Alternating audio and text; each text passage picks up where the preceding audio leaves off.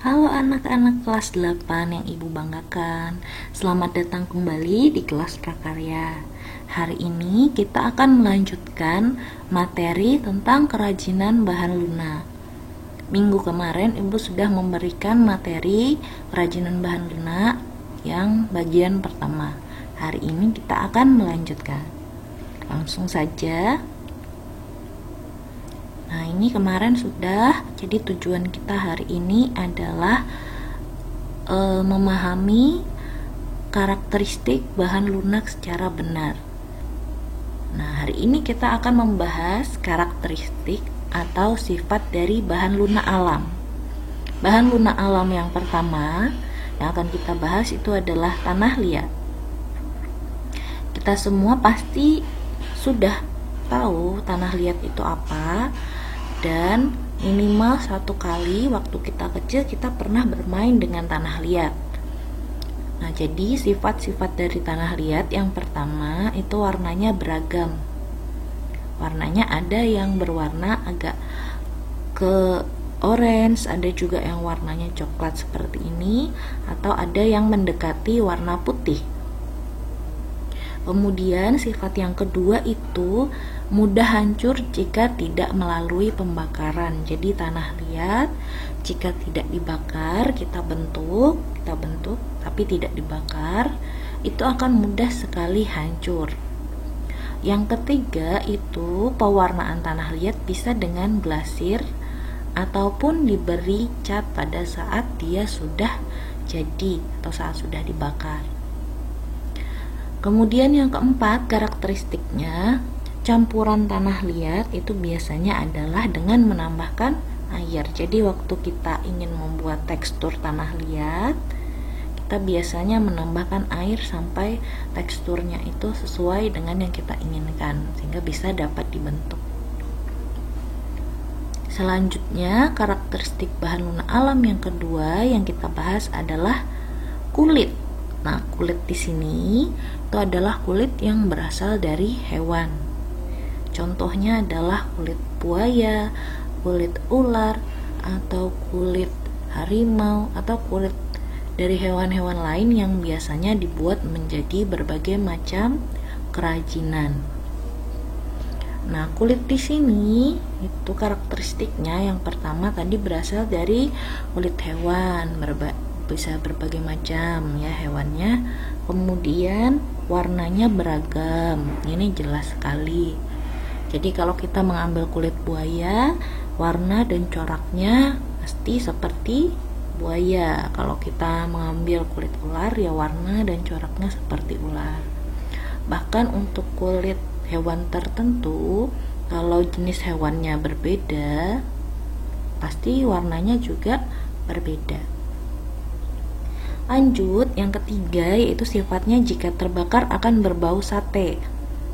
Karena kulit ini pada dasarnya itu ada di dekat dengan daging. Jadi kalau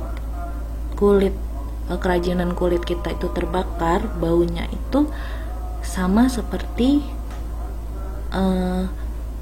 daging yang terbakar atau mirip dengan bau sate.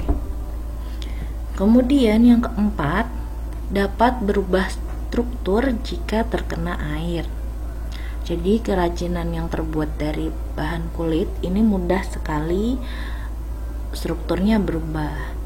Jadi misalkan kalian punya tas dari kulit, terus kita simpan di lemari dalam waktu yang lama, gak dikeluarkan, nanti dia bisa berjamur atau bahkan kulitnya bisa mengelupas. Jadi struktur kulitnya berubah. Kemudian bahan alam yang ketiga adalah getah nyatu. Nah, getah nyatu ini jarang sekali kita dengar ya. Bahkan mungkin ada dari kalian yang baru sekali ini mendengar getah nyatu. Di getah nyatu itu berasal dari pohon nyatu.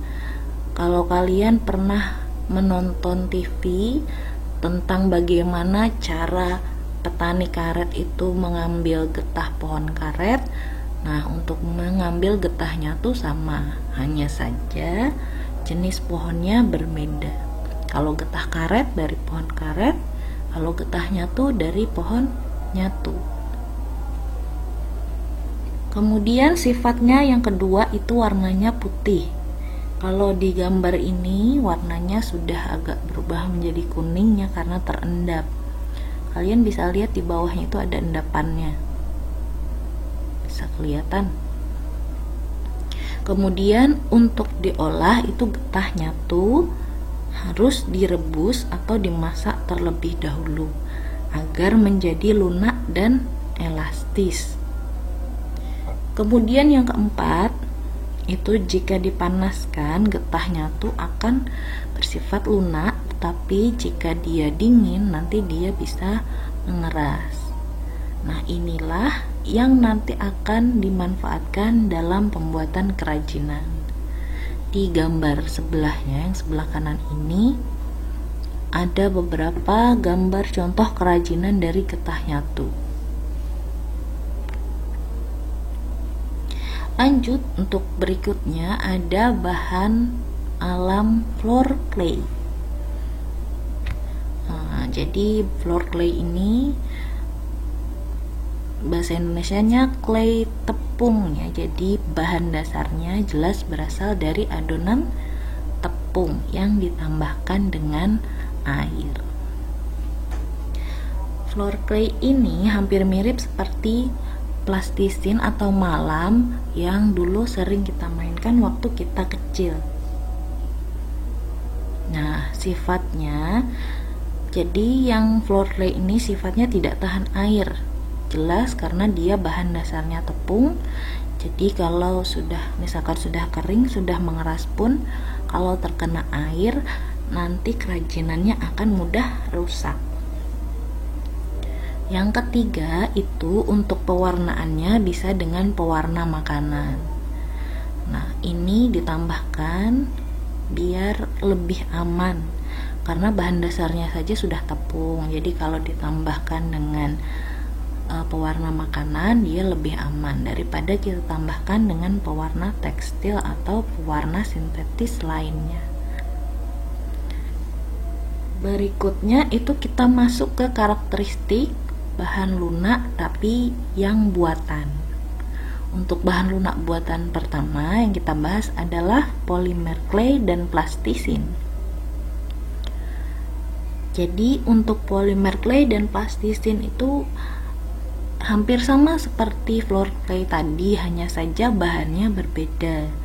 Kalau polimer clay dia bahannya polimer, sedangkan plastisin itu sama dengan malam yang biasanya kita mainkan waktu kecil. Nah, gambarnya di bawah ada ya. Bedanya apa? Nah, di sini kita bahas bedanya. Jadi dua-duanya yang jelas itu memiliki warna dan warnanya macam-macam dan bertekstur yang padat tetapi juga lunak. Jadi mudah untuk dibentuk menjadi berbagai macam bentuk. Yang kedua, nah ini mulai perbedaannya. Jadi untuk polimer clay itu kalau kita mainkan itu tangan kita tidak terasa lengket dengan minyak. Berbeda dengan saat kita bermain dengan malam atau plastisin. Setelah kita main plastisin biasanya tangan kita terasa berminyak karena plastisin mengandung minyak, sedangkan polimer clay itu tidak mengandung minyak. Perbedaan yang kedua, untuk polimer clay ini dia dapat mengeras saat dia sudah kering. Tetapi untuk plastisin dia itu yang jelas tidak mudah kering dan juga ya tidak mudah mengeras.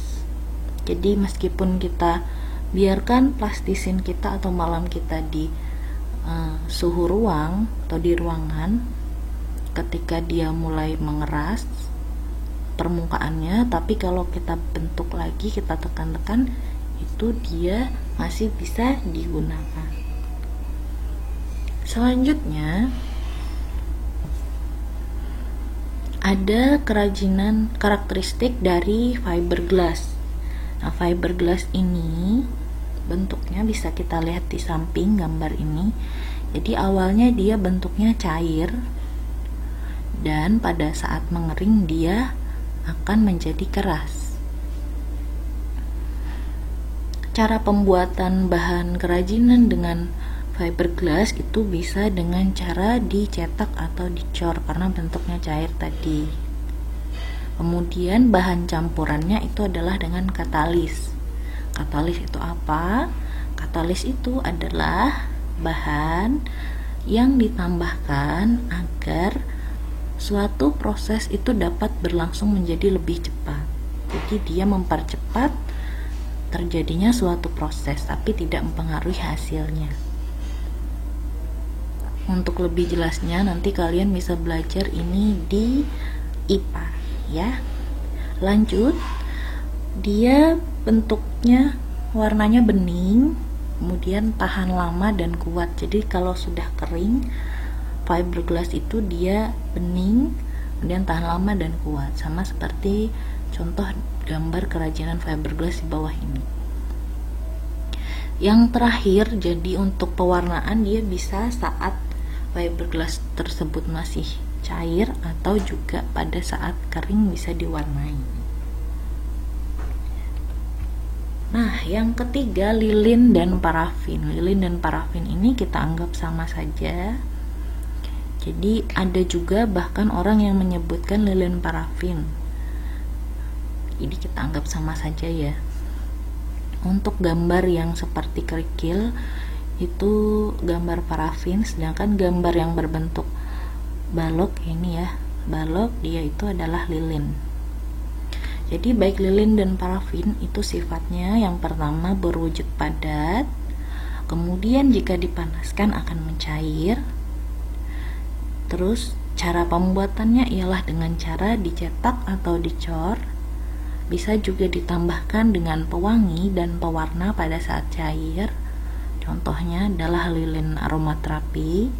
Kemudian lelehan yang terbuang dari lilin itu kalau dipanaskan dan dicetak lagi bisa menjadi lilin yang baru. Selanjutnya kita masuk ke gips. Nah, gips ini bentuknya awalnya dia itu bentuknya seperti serbuk. Dan jika dicampur dengan air, dia bisa mengeras pada saat kering. Jadi gips ini mirip seperti semen. Kalau kalian pernah melihat semen, dia juga bentuknya serbuk, tapi setelah dicampur dengan air dan mengeras pada saat kering. Kemudian cara pembuatannya adalah dicetak atau dicor. Dan kalau sudah kering, dia itu mudah pecah. Nah, pewarnaannya bisa dilakukan setelah produknya jadi. Contohnya gambar ini. Di patung, ini patungnya udah jadi, baru diberi pewarna. Nah, yang terakhir itu ada bahan lunak buatan sabun. Sabun itu sifatnya yang pertama itu wujudnya padat. Jadi sabun yang digunakan untuk kerajinan biasanya yang berwujud padat. Kemudian dibuat dengan cara diukir atau dihaluskan dan dibentuk. Jadi seperti pada gambar kedua ini ada ukiran yang dibentuk di sebuah sabun. Kemudian pewarnaan sabun itu bisa ditambahkan dengan biang warna pada saat sabun tersebut masih menjadi adonan atau saat belum mengeras. Oke, sampai di sini. Jika ada yang masih kalian ingin tanyakan, bisa tanyakan di kolom komentar di bawah ataupun di Google Classroom kita. Untuk tugas nanti kalian bisa melihat di Google Classroom. Oke, sampai di sini dulu. Assalamualaikum warahmatullahi wabarakatuh. Salam sehat semuanya.